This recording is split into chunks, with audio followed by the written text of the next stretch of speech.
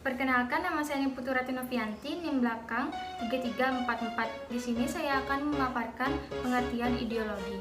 Sebelumnya, apakah kalian tahu apa itu ideologi?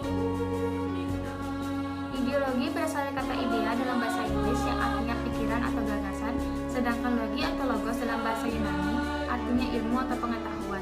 Jadi secara umum, ideologi merupakan kumpulan ide-ide dasar, gagasan, keyakinan, dan kepercayaan yang sifatnya sistematis sesuai dengan arah dan tujuan yang ingin dicapai dalam kehidupan nasional suatu bangsa dan negara.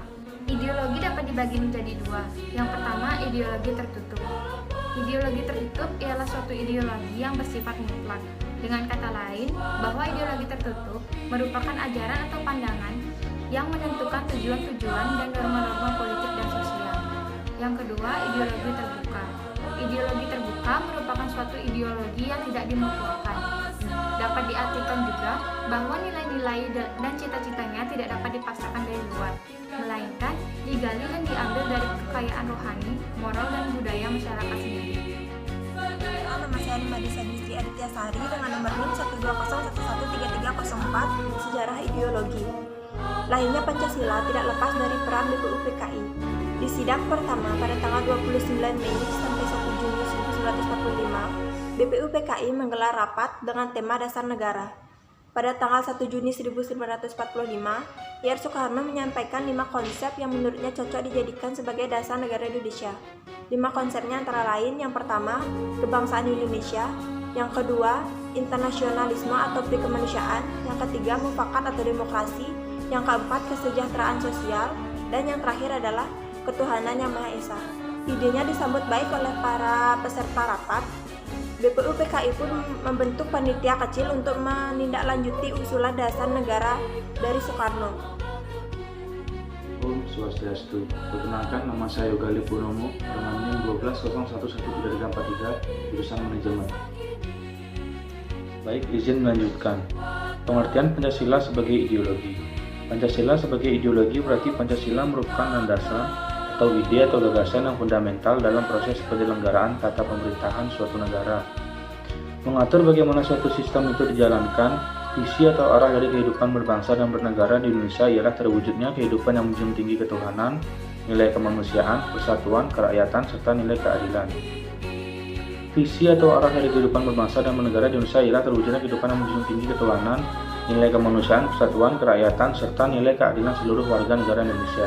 Menjadikan Pancasila sebagai dasar sistem kenegaraan, seluruh warga negara Indonesia menjadikan Pancasila sebagai dasar sistem kenegaraan. Hubungan Pancasila sebagai ideologi. Hubungan Pancasila sebagai ideologi bangsa Indonesia adalah bahwa nilai-nilai yang terkandung dalam ideologi Pancasila itu menjadi cita-cita normatif bagi penyelenggaraan bernegara. Dengan kata lain, visi atau arah dari penyelenggaraan kehidupan bangsa dan bernegara di Indonesia adalah terwujudnya kehidupan yang berketuhanan, yang berkemanusiaan, yang berpersatuan, yang berkerakyatan, dan yang berkeadilan. Baik, sekian dari saya. Selanjutnya dilanjutkan oleh teman saya. Terima kasih. Perkenalkan, nama saya Nimari Putri Vigiantari dengan NIM 120113342.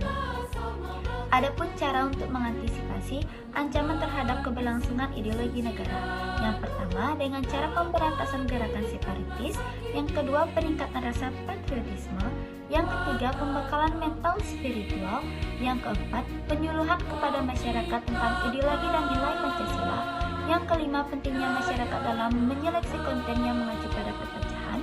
Yang keenam, pengaruh agama harus lebih ditekankan. Yang ketujuh, menerapkan norma-norma dalam kehidupan. Dan yang kedelapan, mengembangkan demokrasi politik. Dengan NIM 12011335. Di sini saya menunjukkan poin Pancasila sebagai ideologi.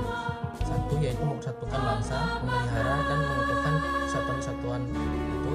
Fungsi ini sangatlah penting bagi bangsa Indonesia karena sebagai masyarakat dulu seringkali terancam perpecahan.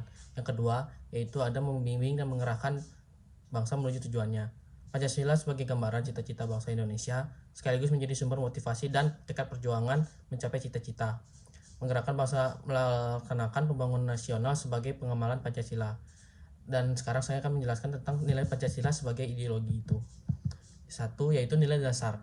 Artinya sila-sila Pancasila bersifat universal sehingga di dalamnya terkandung cita-cita, tujuan, serta nilai-nilai yang baik dan benar. Sebuah nilai yang mendasar, yang relatif dan tetap tidak berubah, dan ini terdapat dalam kelima sila dalam Pancasila. Yang kedua, ada nilai instrumental. Artinya Pancasila dapat dijabarkan lebih lanjut secara kreatif dan dinamis sehingga dapat diterapkan dalam kehidupan sehari-hari dengan catatan nilai-nilai penjabarannya tidak bertentangan dengan nilai-nilai dasar Pancasila itu tersebut.